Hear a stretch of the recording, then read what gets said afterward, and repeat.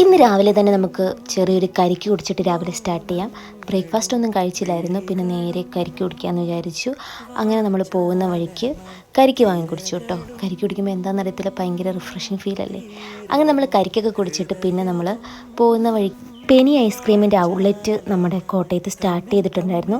അപ്പോൾ അവിടെ കയറി നമ്മൾ ഒന്ന് രണ്ട് ഫ്ലേവേഴ്സ് കുറേ എടുത്തു. മാംഗോ എടുത്ത്, പിന്നെ സ്ട്രോബെറി എടുത്തു, ബട്ടർ സ്കോച്ച് എടുത്തു, പിന്നെ അത് പായസത്തിൻ്റെ ഓണം സ്പെഷ്യൽ അതെടുത്തു. നൈറ്റ് പിന്നെ നമുക്ക് സൂപ്പ് കുടിക്കാൻ തോന്നിയപ്പോൾ ഞാൻ ചങ്ങനാശ്ശേരിയിലെ ക്യാസി കിച്ചണിലേക്ക് വിട്ടു. അവിടെ നമ്മളൊരു ഹോട്ട് ആൻഡ് സോർ സൂപ്പും അതുപോലെ തന്നെ ക്രീമി സൂപ്പും, രണ്ട് ചിക്കനാട്ടോ, അത് രണ്ടും ഓർഡർ ചെയ്തു.